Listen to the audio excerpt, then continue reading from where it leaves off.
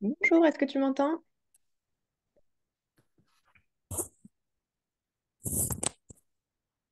Ouais, allô?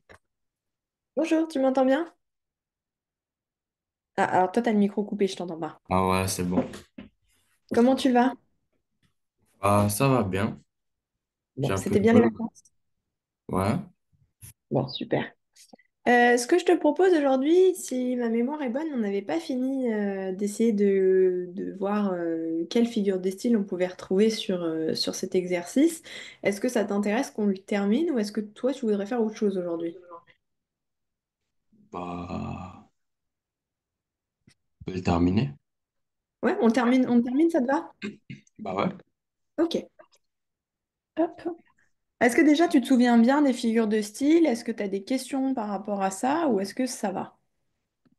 Non, ça va. Ok, alors je te laisse reprendre à la 7. On s'en était arrêté là, et puis tu me dis ce que tu peux analyser. Alors, Tu vois bien l'écran, hein.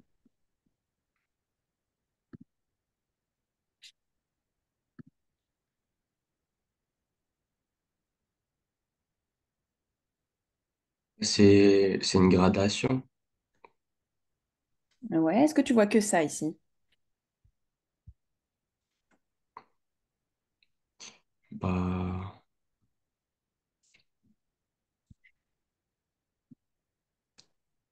Il y a plein de choses sur celle-ci, elle est intéressante, on peut dire plein de choses dessus. Si déjà tu me dis il y a une gradation, je suis d'accord avec toi, comment tu m'expliquerais cette gradation? On essaie de reprendre les bonnes bases, on voit enfin on explique ce qu'on voit et on explique un peu plus poussé. Qu'est-ce que tu vois? Comment est-ce que tu sais que tu as une gradation ici? Comment tu l'analyses? bah, il, il fait des actions de plus en plus fortes. Ok, ouais, tu as une énumération en fait de plusieurs idées, de plusieurs actions qui sont dans un effet de gradation. Ok? Qu'est-ce que tu vois d'autre ici? Euh,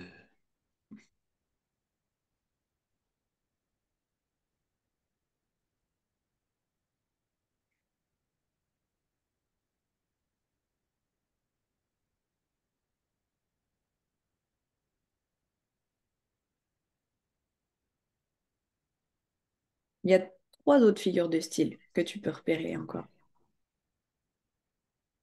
sur cette même phrase.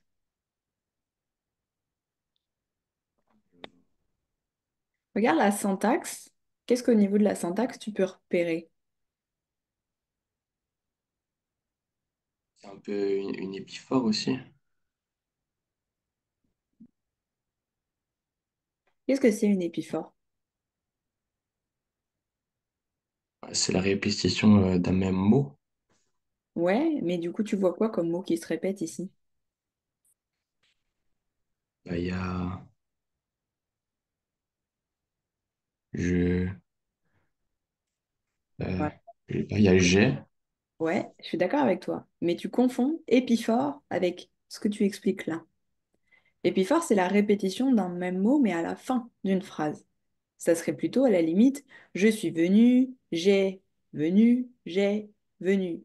Si je reprends juste le terme, hein, la phrase n'est pas correcte, mais tu vois, ou alors ça serait je suis venu ce soir, j'ai vu ce soir, j'ai vaincu ce soir. Ce soir, ça serait ton épiphore. Mais ici, comment on appelle la répétition d'un mot, mais en début de phrase? C'est pas épiphore, c'est l'inverse. Tu te souviens comment ça s'appelle? Oh. Anaphore, très bien. Donc effectivement, ici, le je, j'ai, enfin le je et j apostrophe fait partie de l'anaphore. Qu'est-ce que tu peux repérer encore ici?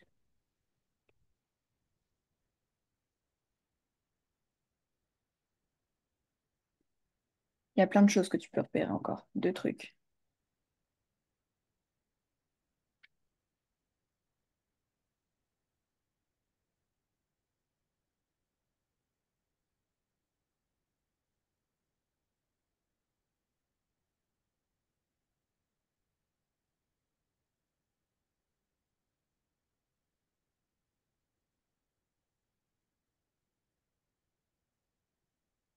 Si tu as besoin de reprendre tes figures de style du cours 1 sous les yeux, tu peux, ça me dérange pas. On est là dans l'entraînement. Donc si tu as besoin de les revoir sous les yeux pour essayer de les trouver, ça me dérange pas. Ok.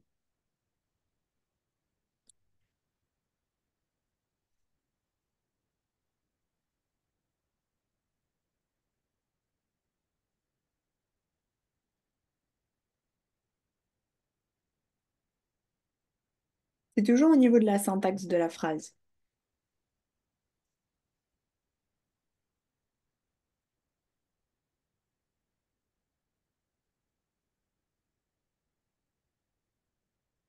Ah, il y a un peu de parallélisme. Je suis pas d'accord. Comment t'expliquerais qu'il y a du parallélisme ici? Ah, il y a toujours je et le verbe. J'ai vu, j'ai vaincu. Non, ça va pas ici. Le parallélisme, c'est quand tu as deux éléments qui sont mis un peu en parallèle. Ils portent bien son nom. C'est par exemple, je suis venu, tu es parti. C'est tu mets deux choses en fait distinctement. Il y en a un qui fait ça et il y a quelqu'un qui fait autre chose. Ou tu es dans un univers et de l'autre côté, tu as un autre univers. C'est vraiment tes deux éléments que tu vas avoir distinctement. Là, déjà, à la limite, tu as trois éléments. Je suis venu, j'ai vu et j'ai vaincu. Mais on a dit que ces éléments-là, ils se rapprochaient de la gradation. T'es venu, t'as vu, t'as vaincu. T'es dans une gradation qui est croissante. Maintenant, si on voit juste la syntaxe. Regarde, reprends juste venu, vu, vaincu. Qu'est-ce que tu pourrais trouver de choses similaires là-dedans? Bah, il y a le son veut, Ouais, donc comment on appelle ça, la répétition du son the? une allitération. Ouais, t'as une allitération du son V ici. Je suis venu, j'ai vu, j'ai vaincu. Est-ce que t'as que ça encore? Euh, Là, c'est le son U, Ouais, comment on appelle ça du coup? une assonance. Très bien. Tu vois, cette phrase-là elle est intéressante parce qu'elle regroupe plusieurs figures de style, pardon, sur juste pas beaucoup de choses. Et typiquement, tu vois, si tu as une phrase comme ça le jour du bac ou le jour de tes examens, bah, tu peux repérer tous ces éléments-là. Et après, c'est à toi de faire le tri duquel va être le plus intéressant à analyser. Mais c'est quand même essentiel que tu puisses repérer tous les éléments que tu peux avoir. Une phrase peut avoir plusieurs figures de style et justement, ça peut être utile de voir que tu as plusieurs figures de style. Et si ton allitération et ton assonance, tu peux les mettre en avant en disant que tu as une allitération. Donc c'est là pour accentuer le mot, on avait dit, hein, si mes souvenirs sont bons, c'est comme ça que je te l'avais expliqué. Tu es dans la répétition de quelque chose, tu euh, accentues ça, et puis ça crée une petite musicalité. Et puis l'assonance avec le son U, c'est un peu là pour adoucir, c'est un peu plus harmonieux. Donc tu vois, tu peux mélanger l'explication des deux. Et après, tu as toujours ta répétition avec ton anaphore, pardon. Et du coup, ton anaphore, elle est là pour encore amplifier la répétition. Tu as une répétition avec ton anaphore, tu as une répétition avec ton son sur les allitérations et les assonances, et tu as une gradation qui est là pour accentuer ce qui se passe. Donc, tu es vraiment dans quelque chose de, comment on pourrait dire, dans une phrase qui est là pour insister sur ce qui se passe, pour que tu comprennes bien l'impact de la situation à ce moment-là. T'es d'accord? Ouais. Ok. T'as des questions là-dessus ou ça va? Non, ça va. Ok. Je te laisse regarder la 8 alors.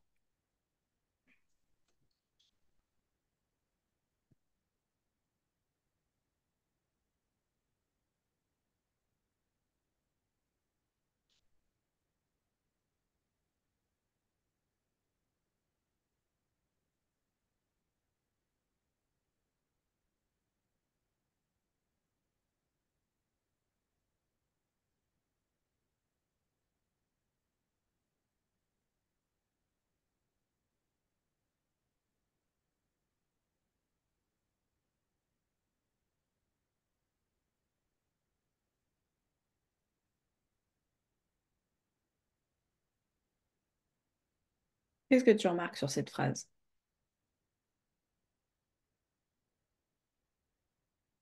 Bah, Paris est personnifié. Ouais. On peut parler de personnification, mais ici, ce qui est plus important que ça, pour moi, c'est pas une personnification. Il y a l'exclamation. Il y a une exclamation aussi, mais si tu te concentres sur la personnification, ici, tu peux dire quelque chose de plus fort qu'une personnification. Une hyperbole. On pourrait, c'est quand même une exagération de la situation, mais cette figure de style-là, elle est particulière à elle-même. Euh,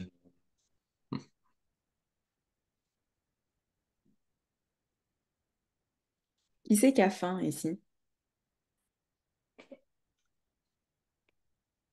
bah, les habitants de Paris. Très bien. Quelle est la figure de style qui remplace le contenant, enfin le contenu par le contenant? Tu te souviens que j'avais expliqué un peu comme ça? Ouais. Donc, est-ce que tu te souviens c'est laquelle? Euh, une genre de métaphore. Non, la métaphore, c'est tu compares quelque chose sans élément de comparaison. Ici, tu, com- enfin, tu compares pas, tu donnes directement l'information.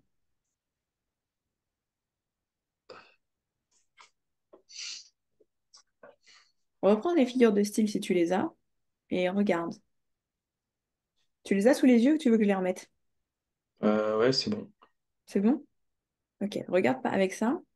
Laquelle ça pourrait faire référence?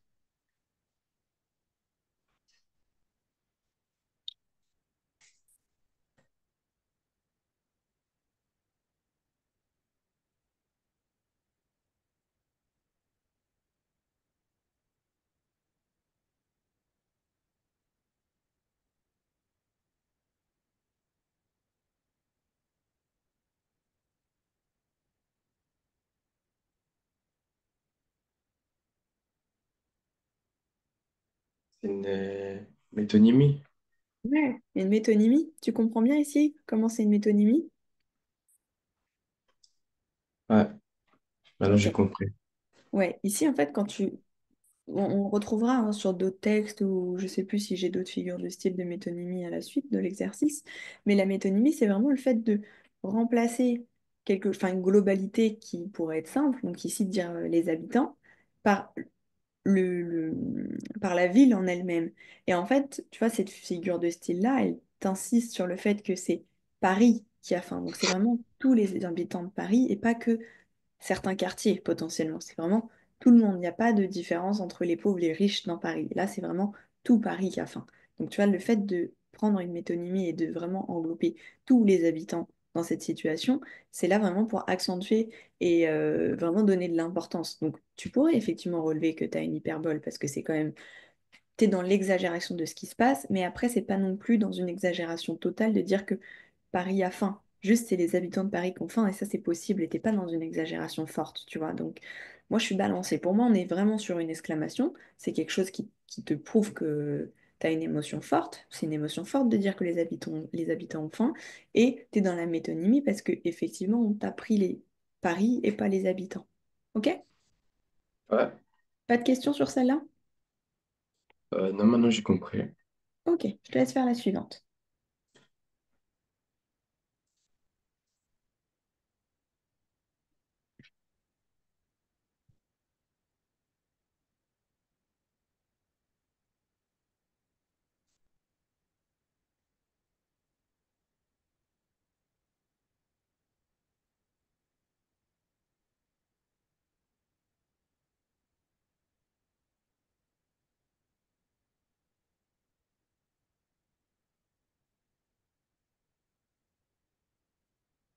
Celle-ci aussi, elle est un peu intéressante. Tu retrouves plusieurs choses ici.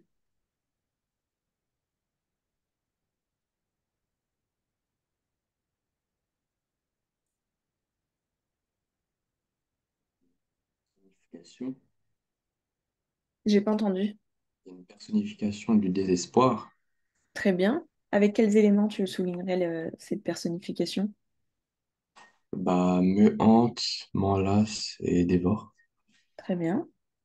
Donc effectivement, quand tu donnes ici cette personnification, tu dis ça. Et si tu dois analyser les éléments, comment tu expliquerais ça mieux?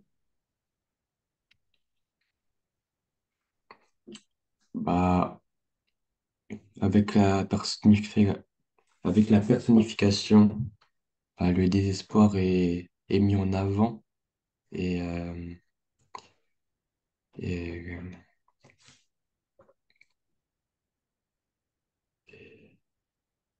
Tu te souviens comment on analyse le terme que j'avais utilisé pour dire qu'on analysait une personnification? J'ai dit on utilise le terme humanisé. Tu t'en souviens ou pas? Je sais plus si c'est à ouais, toi que je... Ouais. ouais, c'est bon. Donc, quand tu personnifies, enfin quand tu expliques ton analyse de personnification, tu dis que le désespoir, il est humanisé. Humanisé, c'est le terme qu'il faut utiliser pour parler de la personnification. Donc, ton désespoir, il est humanisé. De quelle manière? Il est humanisé par me hante. Autant dit, il est humanisé sur un esprit, un fantôme. Tu vois, t'es quand même dans un truc un peu parallèle parce que le fantôme, il n'est pas totalement humain, mais l'humain aussi, le fantôme, le fait de hanter, t'es quand même dans une humanisation. Donc ensuite, m'enlace, ça veut dire qu'il a la capacité d'avoir des bras, tu vois, de pouvoir enlacer. Donc il est humanisé avec la capacité d'avoir des bras, des membres, et me dévore. Il est humanisé avec une caractéristique de pouvoir avoir des dents, une bouche. Ok, potentiellement, qui c'est qui dévore? C'est-à-dire que c'est les animaux, les ogres, tu vois, les trucs un peu aussi surréalistes, on pourrait parler un peu de choses comme ça. Mais donc, il faut vraiment t'analyser concrètement le caractère humain qui est donné à chaque élément que tu personnifies, ou au moins chaque caractéristique humain qui est donnée. D'accord? Ok. Est-ce que tu vois autre chose ici? Il y a aussi une gradation. Ouais, très bien, tu as la gradation hanté, enlacé, dévoré. Tu es sur une gradation pareille qui est croissante. Et du coup, tu vois, ces deux éléments, encore une fois, tu peux les mettre en lien. Tu as ta personnification, ton truc avec l'humanisation, et c'est accentué, et tu as cet effet d'humanisation qui est d'autant plus important avec ta gradation ici. Ça t'accentue le phénomène. D'accord? Ok. Je te laisse faire la 10.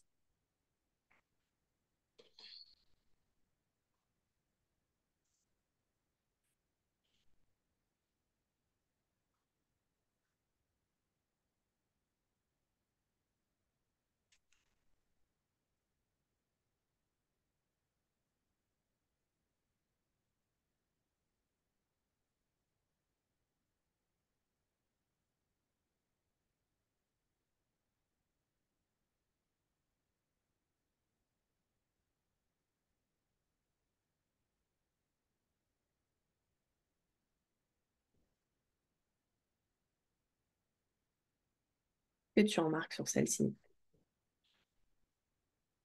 Euh,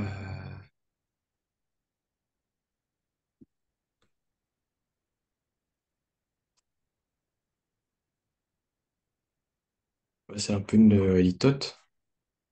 C'est une litote totalement? Comment tu l'analyserais? Bah, au lieu de dire, bah, il dit l'inverse, enfin pas l'inverse, mais C'est pas l'inverse, la litote. Comment tu définis ce que c'est qu'une litote? bah,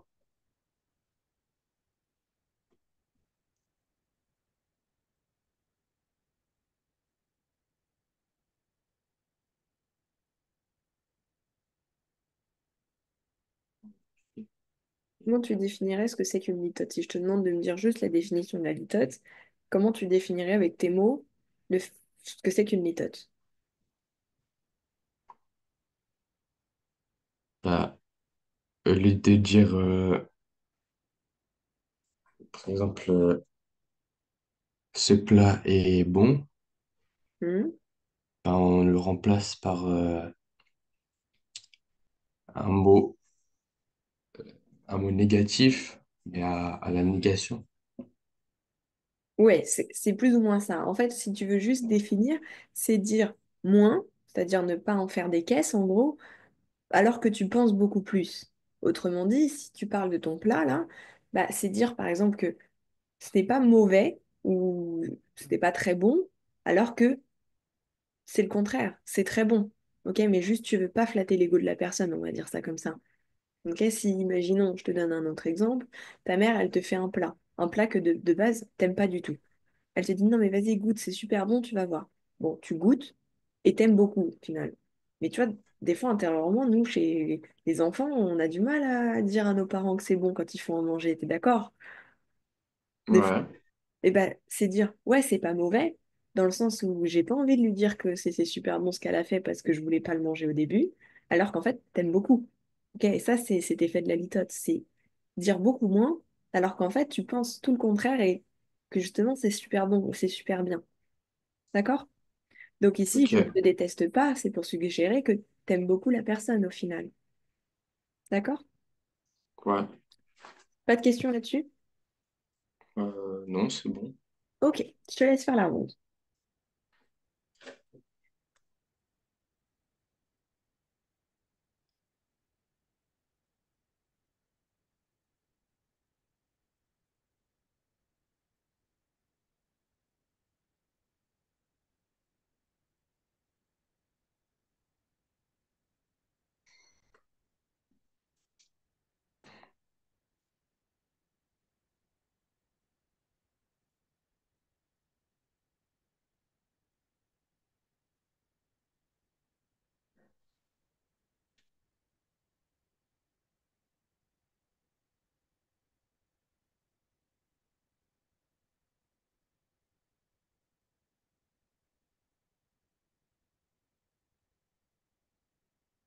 Qu'est-ce que tu dirais pour celle-ci?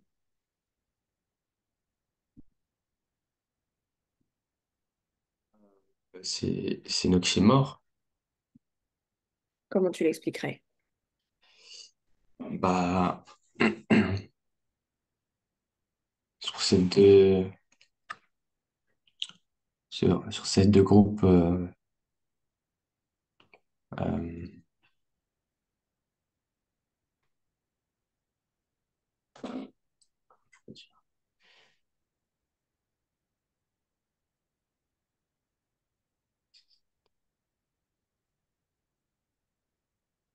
Essaye, c'est pas grave si tu te trompes.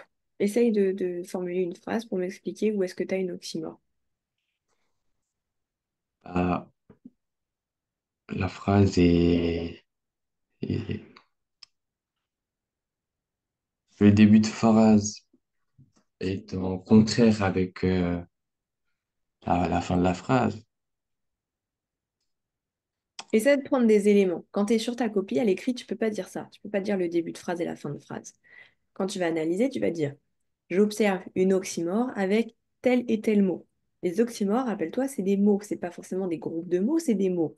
Donc, quels sont les deux éléments, les deux mots, du coup, qui te prouvent que tu as une oxymore ici?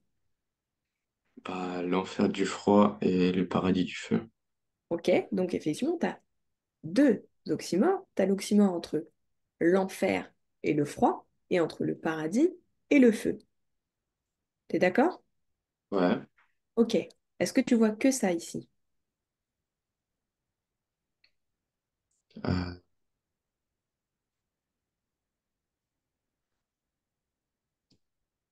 Tu avais commencé ta phrase avec quelque chose. Tu as dit, il y a deux éléments. Qu'est-ce que ça signifie, deux éléments? Ou deux, je sais plus, deux parties. Je sais plus comment tu as formulé, mais tu as dit qu'il y avait deux choses. Ici, comment tu pourrais analyser la syntaxe de ces deux choses?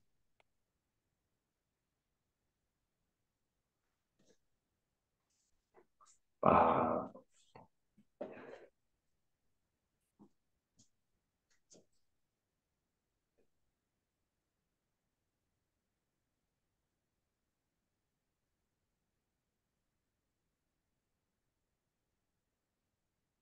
Toi, tout à l'heure, tu l'avais relevé pour je suis venu, j'ai vu, j'ai vaincu. Je t'avais dit non, c'est pas possible. Qu'est-ce que tu avais relevé sur cette septième phrase que je t'avais dit non, c'est pas possible, que tu te souviens? euh,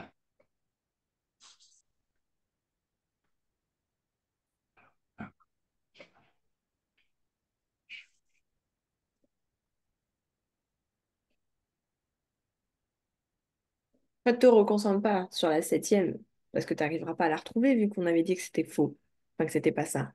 Donc, concentre-toi sur la 11. L'enfer du froid, le paradis du feu. Tu as dit ces deux choses. Ces deux choses qui sont quoi? ils sont posés. Ouais, déjà, elles sont opposées. Donc, qu'est-ce que tu vas retrouver autre que l'oxymore sur cette opposition, une opposition? Bah, une antithèse. OK? Quels éléments ici vont te prouver que tu as une antithèse dans ta phrase? Bah, on oppose deux termes opposés. Euh, Oui, mais en fait, il faut que tu comprennes bien que quand tu analyses ta phrase, quand tu donnes les éléments, il faut que tu donnes les éléments. C'est pas on oppose la phrase. Il faut vraiment que tu travailles là-dessus parce que déjà, la dernière fois, c'était un petit peu compliqué sur l'analyse des éléments. Il faut vraiment que tu expliques bien. Ici, ton oxymore, tu dis pas c'est l'enfer du froid et le paradis du feu. Tu peux pas dire ça. L'oxymore, tu as une oxymore entre enfer et froid et tu as une deuxième oxymore entre paradis et feu. Maintenant, si on parle de l'antithèse, quels sont les deux mots, si je te demande juste de me dire deux mots dans cette phrase qui sont enfin une antithèse entre eux? bah, l'enfer et le paradis. Très bien. OK. Donc dans ce cas-là, tu dis ça. J'ai également une antithèse entre l'enfer et le paradis, et tu continues ton analyse. On est radicalement opposés. Ces deux termes sont l'opposé total. Tu te souviens, l'exemple de l'antithèse, c'était être et ne pas être. Tu peux pas être en enfer et tu peux pas être au paradis en même temps. C'est pas possible, il n'y a pas de juste milieu. Donc tu es vraiment dans une antithèse. L'enfer d'un côté, le paradis de l'autre. Antithèse. Est-ce que tu vois autre chose ici? Euh,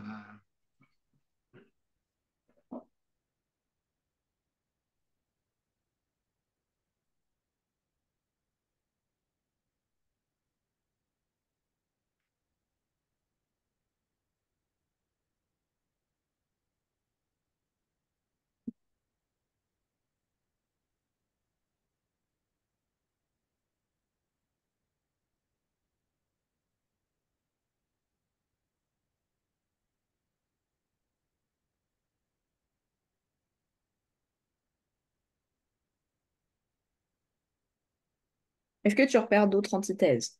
Potentiellement.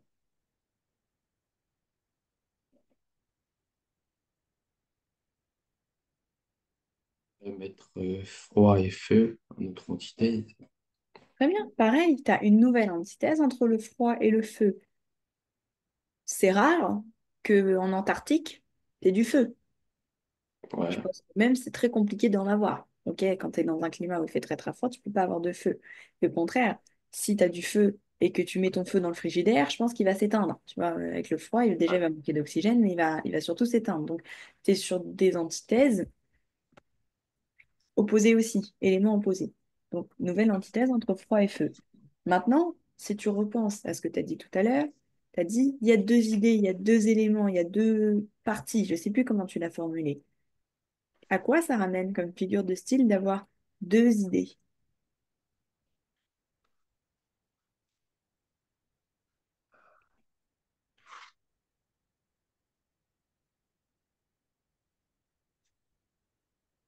Qu'est-ce que tu remarques ici encore?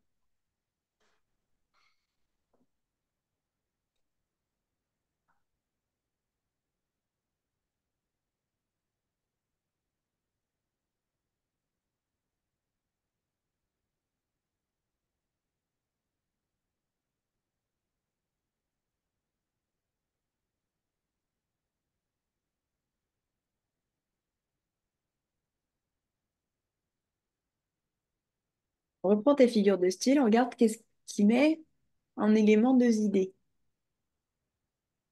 Un oxymore. Non, parce que comme dans l'oxymore, tu es dans l'opposition. Là, on se fiche un peu de ce qui est écrit dans la fin de la phrase, mais le début de phrase, l'enfer du froid, le paradis du feu. C'est comme si je te disais l'enfer du Groenland et le paradis du Sahara. Tu es d'accord que Ouais. tu es sur des idées qui sont différentes. Ok? Donc oui, on pourrait être dans de l'oxymore, on l'a déjà dit, mais quand tu as deux éléments comme ça d'un côté et de l'autre, je fais ça, il fait ça. Je commence ça, il termine ça. C'est quoi ce genre de figure de style? L'un fait ci, l'autre fait ça. Bah, c'est mis en parallèle. Ouais, tu as un parallélisme. Ici, tu as d'un côté l'enfer du froid, tu as d'un côté une situation, et tu as de l'autre côté le paradis du feu. C'est un parallélisme de la situation. D'accord? Oui. Tu le repères bien ou pas? C'était un peu compliqué, mais oui. Ok, c'est pour ça que je te dis, quand tu cherches des éléments comme ça, tu te focalises sur ce que tu peux trouver au niveau des éléments, des mots. Est-ce que je peux avoir des oxymores? Est-ce que j'ai des antithèses? Enfin, déjà, est-ce que j'ai de l'opposition? Une fois que tu me dis oui, il y a de l'opposition, est-ce que tu as de l'oxymore ou est-ce que tu as de l'antithèse?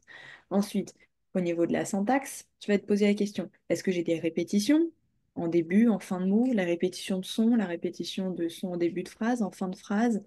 En fin de mot, en début de mot. Tu vois, tout ça, il faut analyser. On ne demande pas de réciter dans ta tête. Alors, hyperbole, est-ce que là, il y a une hyperbole? Non. Ensuite, oxymore, est-ce que là, il y a une oxymore? Non. C'est vraiment, qu'est-ce que tu vas analyser dans ta phrase? Si tu as des oppositions, tu sais que les figures de style d'opposition, tu vas avoir les antithèses et les oxymores. Si tu as des trucs qui sont un peu en comparaison, tu sais que tu vas avoir la comparaison et la métaphore. Si tu as quelque chose qui est un peu dans l'exagération, avec des points d'exclamation, bah, tu vas pouvoir être dans l'exclamation, dans l'hyperbole, possiblement dans une personnification, mais ça c'est à voir. Donc tu vois, il faut que tu essaies de regrouper un peu ces éléments-là, et comme ça te permet de mieux comprendre qu'est-ce que tu peux trouver dans une phrase. Ok? Oui. Ok, je te laisse faire la 12 si t'as pas de questions.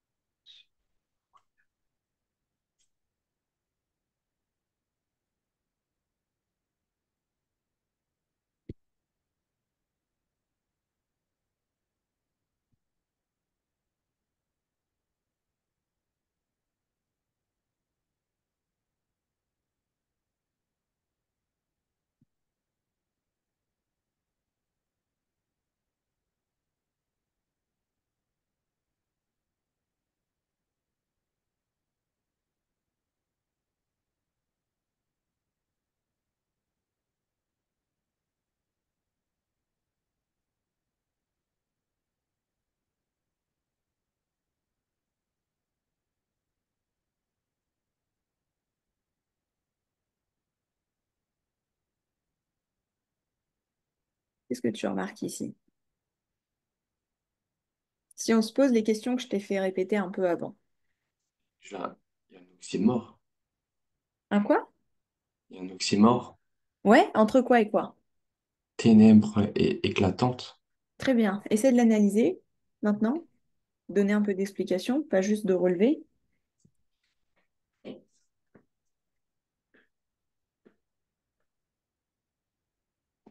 Ah, il met en relation ténèbres et éclatantes.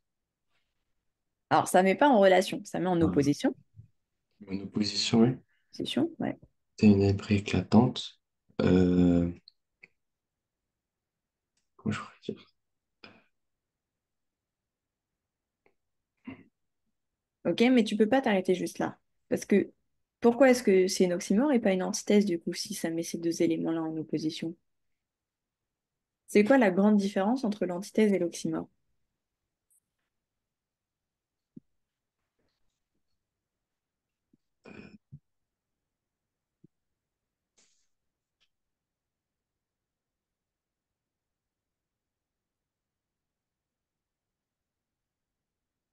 L'oxymore, c'est plutôt dans un degré.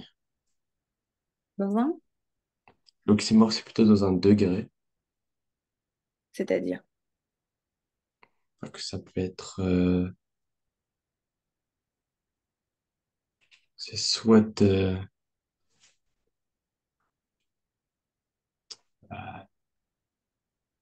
comment expliquer?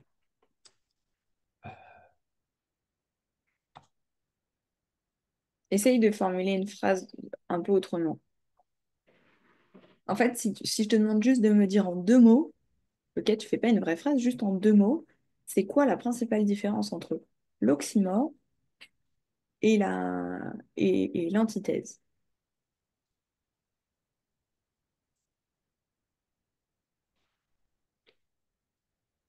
Tous les Bah, deux, c'est des éléments qui sont opposés, t'es d'accord? l'antithèse, c'est plutôt une idée. Et l'oxymore, C'est des choses concrètes. Je suis pas d'accord à 100% avec ça. Ce que j'attends en fait dans la réponse, c'est l'antithèse, c'est vraiment deux choses qui sont complètement opposées, qui ne peuvent pas se passer du tout. C'est deux éléments qui ne se rassembleront jamais. Ok? L'eau et le feu, jamais tu vas pouvoir les mélanger ensemble. Ok? Tu verras jamais une flamme dans un verre d'eau. Ok? C'est deux éléments Ouais. qui sont complètement opposés. Par contre, ici, si tu prends ton oxymore, les ténèbres éclatantes, bah, certes, au fond des ténèbres, c'est noir. Mais quand tu es dans les ténèbres et que tu es au début des ténèbres, t'es pas totalement dans l'obscurité. Donc, tu es sur une oxymore dans le sens où, effectivement, ces deux idées-là s'opposent, mais potentiellement, elles peuvent se lier à un moment donné. Ok. Ok. Si tu fais une ligne, est-ce que sur cette ligne, ils peuvent se rapprocher comme des aimants, ou est-ce qu'au contraire, ça va être des aimants qui ne peuvent pas se rapprocher et du coup toujours qui vont s'éloigner?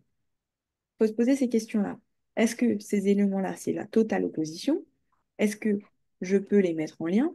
Ou est-ce que c'est pas du tout possible qu'ils se touchent? Tu vois, on peut dire ça comme ça. Est-ce que s'ils sont en lien tous les deux, il y en a un qui va s'éteindre par rapport à l'autre? Ou est-ce qu'ils peuvent vivre tous les deux? Ou est-ce qu'ils sont compatibles tous les deux les uns avec les autres? D'accord? Oui. Ok. Est-ce que tu vois d'autres choses sur cette phrase ou pas?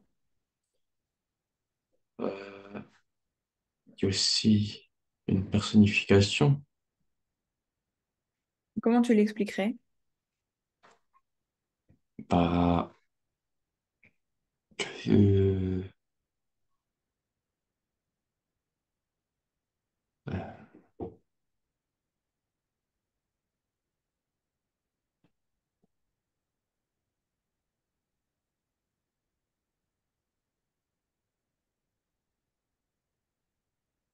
ah,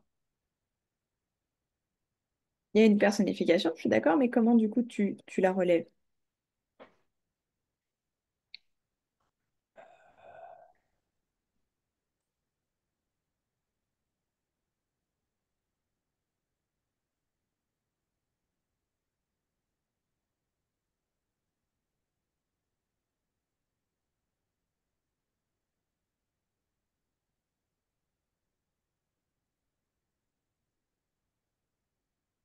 Comment tu expliques la personnification?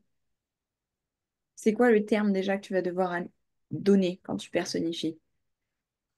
ça humanise. Ok? Donc maintenant, Et qu'est-ce qui est humanisé?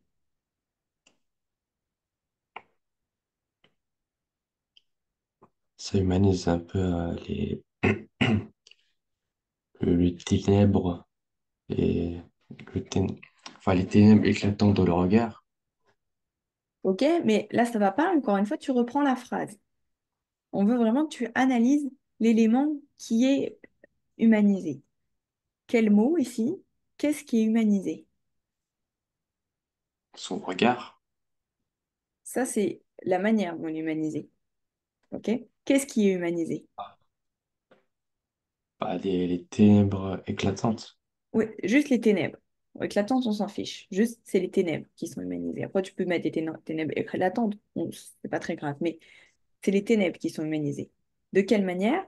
Par le regard. Donc, l'explication de ton analyse, c'est que tu vois une personnification avec les ténèbres qui sont humanisées et qui ont donc une capacité de ressentir, alors de se ressentir des émotions, on n'en est pas sûr, mais qui ont la capacité d'avoir la vue, ok, qui trouvent des sens humains. Ok, tu sais que les sens, tu as l'ouïe, l'odorat, le toucher, tout ça. Donc, les yeux, ça fait partie des sens. Donc, tu es humanisé, les ténèbres sont humanisées avec la capacité d'avoir le sens de la vue. Ok? Oui. Faut vraiment, vraiment, vraiment que tu travailles, qu'on travaille et qu'on continue de travailler sur les éléments que tu arrives à analyser, qu'est-ce que tu vois et comment tu l'analyses. Parce que tu arrives à repérer dans l'ensemble, mais tu n'arrives pas bien à expliquer l'analyse. On va travailler dessus prochainement. D'accord? Ouais, ça marche. Ok, je te laisse faire la 13.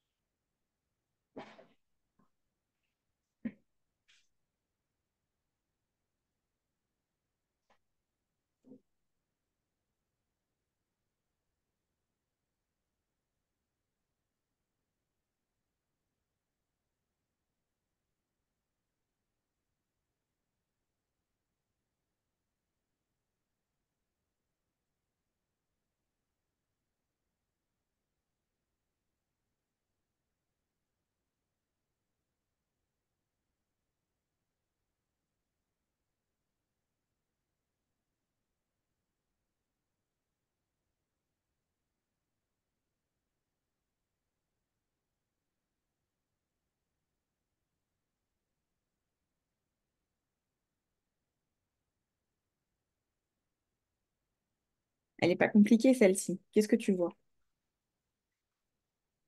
Bah, il y a une comparaison Oui, il y a une entre, comparaison. En plus, tu as le mot d'élément de comparaison. Donc, comment t'expliques la comparaison ici? bah, il pleure dans mon cœur, il est comparé à il pleut sur la ville. Ok. Et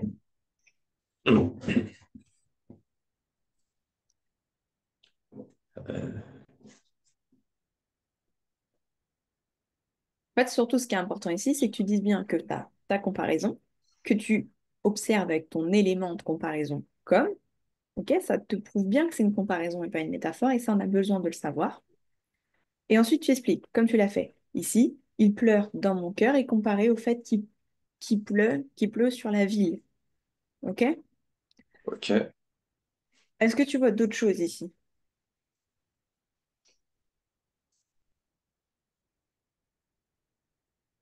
Euh,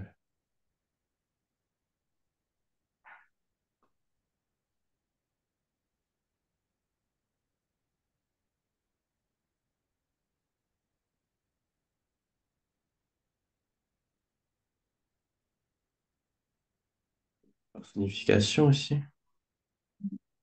Tout ça, l'analyserais comment? Bah,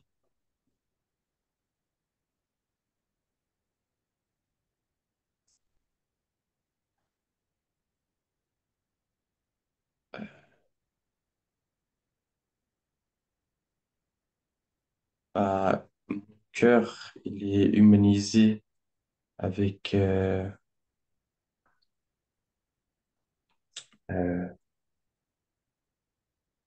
avec le mot pleure. Ouais, c'est peut-être la personne. Ok, c'est tout. Qu'est-ce que tu veux dire de plus?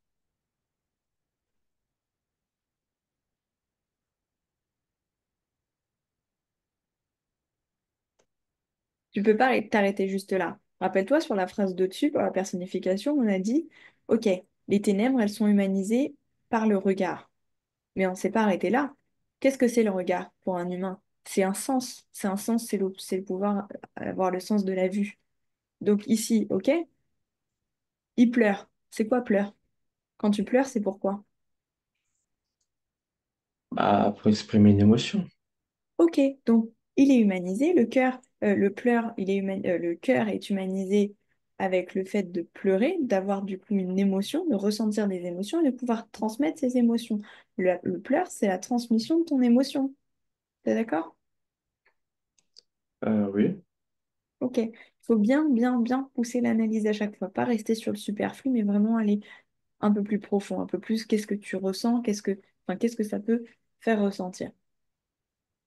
Il y a autre chose encore ici. Est-ce que tu arrives à remarquer? Euh,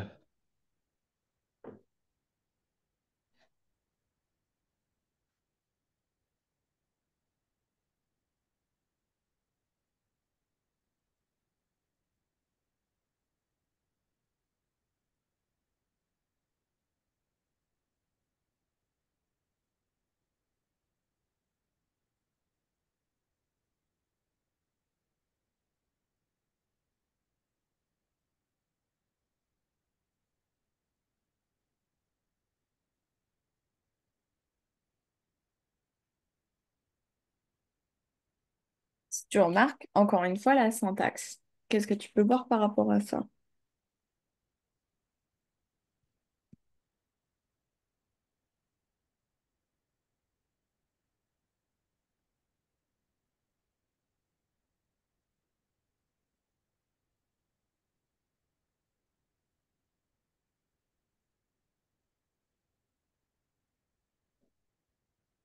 On a dit, quand on analyse, on regarde quoi? On a dit, on regarde si on a des comparaisons, si on a des personnifications, si on a des oppositions, si on a des éléments qui peuvent être de l'exagération de quelque chose, ou après, est-ce qu'on a des répétitions? Est-ce qu'on a des sons identiques? Ok? Je pense que le son identique, les répétitions, t'as pas encore regardé. Essaie de repérer si tu vois des choses là.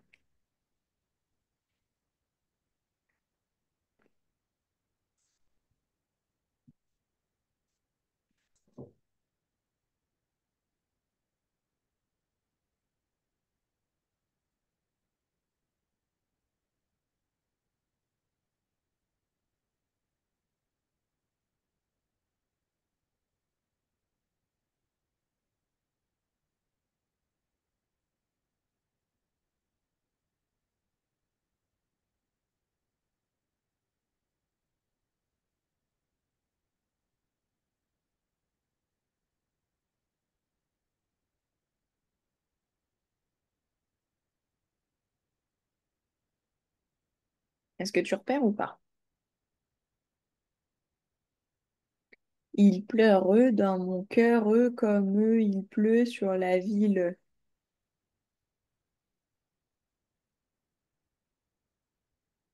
T'as entendu ou pas?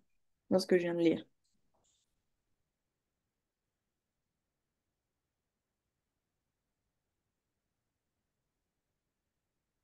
Sorte d'assonance. Ouais, ok. Est-ce que tu l'as bien repéré ou pas? Assonance en E. Ouais, c'est une assonance en E, mais ici elle est un petit peu juste subtile, c'est que tu l'as au son, mais que tu l'as pas forcément à l'écrit. Tu vois, il pleure dans mon cœur, t'entends bien le E, mais ici il est pas visible à la fin. T'as pas le cœur E, mais tu l'entends. Il pleure dans mon cœur, t'entends vraiment le E. Comme E, tu le vois, il pleut, t'entends le son E, mais ici tu vois pas un E, et sur la ville, bah tu l'entends et tu le vois. Mais du coup, tu peux quand même parler de l'assonance, mais du coup, tu peux dire que tu as une assonance qui est un peu plus au niveau du son que du visuel, mais que tu as une présence de l'assonance du son E. Ok? Il pleut Ok. dans mon cœur comme il pleut sur la ville.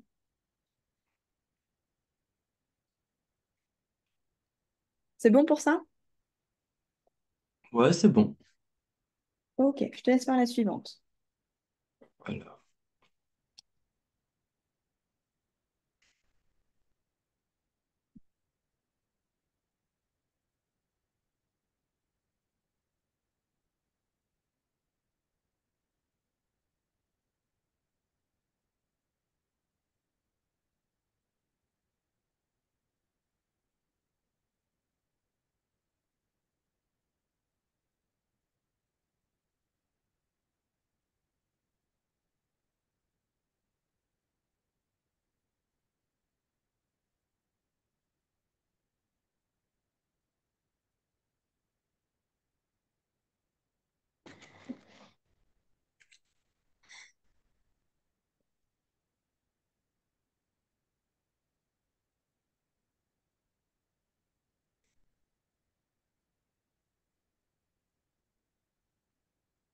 Qu'est-ce que tu repères sur cette phrase? Anaphore. J'ai pas entendu. Une anaphore avec tout. Ouais? Comment tu l'expliquerais? Bah, euh, le mot tout bah, est répété plusieurs fois pour insister euh,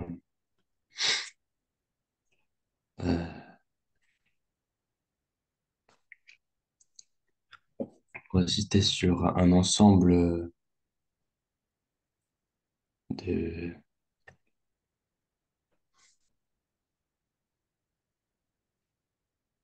Là, tu y es presque. Continue. Et c'est pas grave si tu te trompes quand tu formules tes phrases. Le but, c'est que justement, tu fasses cette erreur maintenant et que je te corrige et que tu comprennes ton erreur pour pas que tu la refasses à l'écrit. Donc, t'es bien parti. Continue de pousser ton analyse sur l'anaphore. C'est quoi les effets de l'anaphore? Qu'est-ce que ça te donne d'avoir une répétition de tout? Mais tu vois, c'est pas comme tout à l'heure où c'était je et j'ai. C'est une petite différence sur ton anaphore. Là, c'est vraiment tout s'effondre, tout se brise, tout disparaît. Tu as une importance déjà sur tout. Tout, c'est pas quelque chose, c'est tout. T'as un ensemble de quelque chose, c'est vraiment tout d'un coup. Donc, tu as une importance sur déjà ce mot, et cette répétition-là, cette anaphore-là, elle est là pour insister sur quelque chose, sur tout s'effondre, tout se brise, tout disparaît. Tu as vraiment une accentuation, une importance qui est mise en avant dans le début de cette phrase-là. Mais ton anaphore ici, pour la broder un peu plus et l'expliquer, il faut que tu trouves l'autre figure de style que tu as ici. la gradation. La gradation. Tout s'effondre, tout se brise, tout disparaît. C'est pour vraiment te donner l'image qu'il n'y a plus rien. Ça s'est effondré, ça s'est brisé, maintenant ça a disparu. Il n'y a plus rien, c'est le vide. Tu vois, c'est tout a disparu. T'es dans une situation, on pourrait presque dire, qui est catastrophique. On peut pas l'analyser à 100%, on n'a pas le texte entier, tu vois, c'est que des bouts de phrases. Mais Tu es vraiment dans une situation, on pourrait dire, de désespoir. Tout s'effondre, tout se brise, tout disparaît. T'es d'accord? Oui. Ok. Est-ce que tu as des questions sur ça? Non, ça va. Ça va? On essaie de faire la dernière et puis après, enfin, on essaie de faire la 15 et on s'arrête là pour aujourd'hui. Ok. Alors,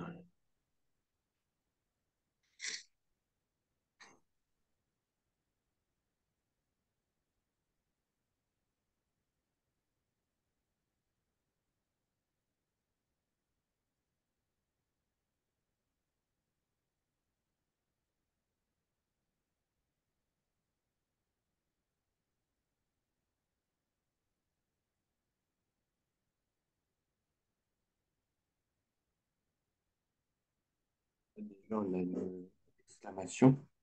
Ouais. Donc, comment tu l'expliques? Bah, ça met en évidence les émotions. Tu m'as dit quoi? Tu m'as dit gradation? Ouais. Gradation, ça met pas forcément en avant les émotions. Ici, ta gradation, elle est sur roi, Euh, banni et déchu. C'est juste Ça le met fait de en comprendre. croissance.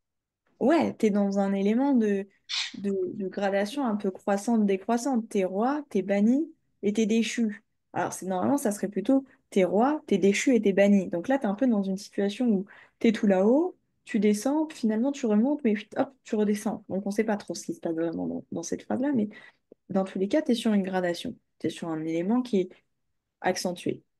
Tu vois autre chose ou pas ici? C'est un anaphore avec moi. Ouais. Qu'est-ce que ça met en avant du coup, anaphore? Bah, ça met en avant bah, euh,